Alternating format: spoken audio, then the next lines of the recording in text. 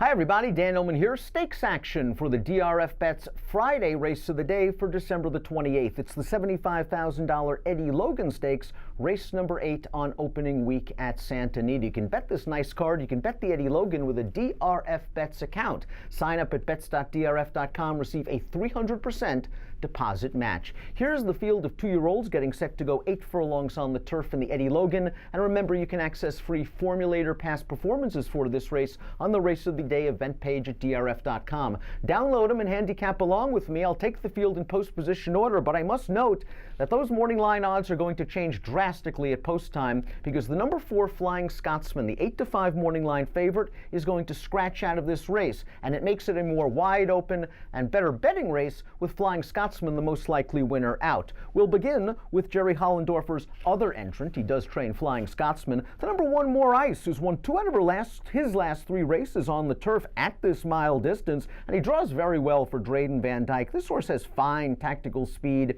It really looks like he's come into his own recently, and I just love the fact that he's got that experience with multiple wins under his belt. Maybe he's not as fast as some of these others, but as a lightly raced 2-year-old, he can jump up each and every time. He has tried stakes competition once in his career. He finished behind Rejika, the number 3, in that Zuma Beach Stakes 2 starts back, and it's interesting to note that that race came at Santa Anita. His best races have come at Del Mar. We'll see what we get from More Ice, but I think he is a solid contender in this spot. First-time turf runner for the number 2, Manhattan Up, a recent maiden claiming winner sprinting at Del Mar. So not only do we get the surface switch, not only do we face winners for the first time, but we're stretching out from 6 furlongs to a mile. Timeform US believes that that stretch out will result in a lot of speed, and as we see from the pace projector, the 2, Manhattan Up, is expected to set the pace after a half mile, but that red bar indicating a fast pace might work against Manhattan Up. His sire, Street Boss, does very well with turf runners. First-time turf runners sired by Street Boss win at a 16% rate. The Dam won 3 times on turf and was a first turf winner. This is her first turf runner to start. The second Dam was a stakes place runner on dirt. So Manhattan Up, coming off of a sharp win and nice time on dirt, is going to have to prove it on the turf against tougher horses in a tough pace situation. The 3 is Rejika, who finished behind Flying Scotsman last time out in the Grade 3 Cecil B. DeMille Stakes. He saved ground every step of the way. Kent DeZormo was able to sneak into that pocket position on the turn. He angled out 3 wide, and he just couldn't get to Flying Scotsman that day while second best. You could easily make the argument that a repeat effort of that performance, an 82 buyer, a 104 Timeform US pace-adjusted speed rating, would be enough to get Rejika into the winner's circle. The horse seems tactical enough to adapt to any sort of pace situation, and I believe his new jockey, Joel Rosario, will take him back into mid-pack or even a little bit further back and hope for that fast pace to materialize. Flying Scotsman is expected to scratch, so we'll move on to the number 5, The Creep, trained by Doug O'Neill. And here's a formulator fact for The Creep.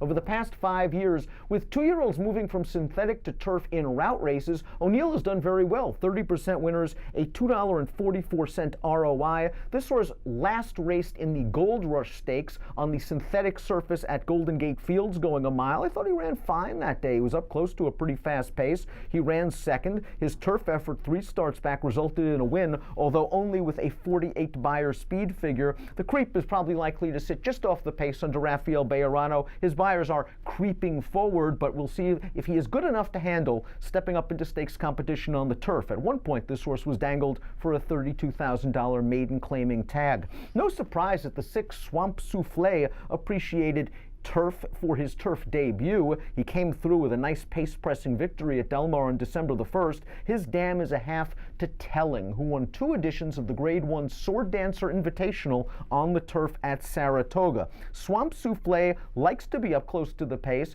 but 3 starts back, he made a big mid-race move against $30,000 maiden sellers to win. It looks like this horse's confidence is sky high. His buyers are inching forward. He probably is going to have to improve by leaps and bounds to beat this field. The 7 is Neptune Storm, who is another strong turf pedigree. He is by Stormy Atlantic. This family is full of European influences. The dam, in fact, is a full sister to a Grade 3 stakes winner in Italy. Neptune Storm, solid winner last time out of a maiden race, but in relatively slow time, only a 61 buyer speed figure. The 8 Sparkyville is going to take a lot of money, even though this will be his first race on the turf. He's done a lot of good work on dirt, second in the Grade 2 Best Pal, third in the Grade 3 Bob Hope. He took on Breeders' Cup Juvenile winner and soon-to-be-named 2-year-old champion game winner in the Grade 1 Del Mar Futurity. Sparkyville has credentials on dirt. The question is, can he handle the turf? His sire Candy Ride is fine, 11% winners with first-time turf runners.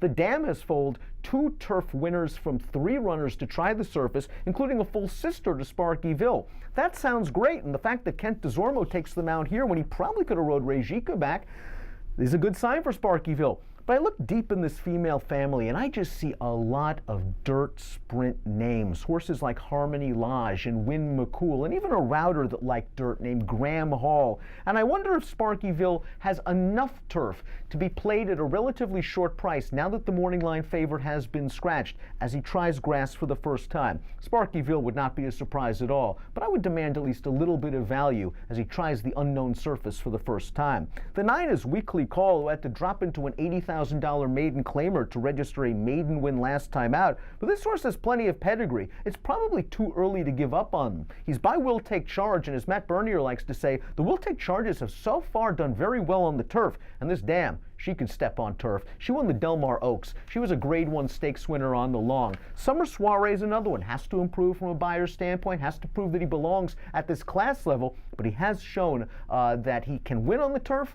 and he's got a nice pedigree. Bob and Jackie showed big speed last time out in a maiden special weight. Timeform US thought that he got away with a nice easy middle fraction, color-coded blue, and he was all out to hang on. That being said, he beat 2 next out winners. It was his first race going long and only his second lifetime start, and he earned a rock-solid 80 buyer speed figure. He breaks from the outside with other speeds to his inside. Can he sit and finish?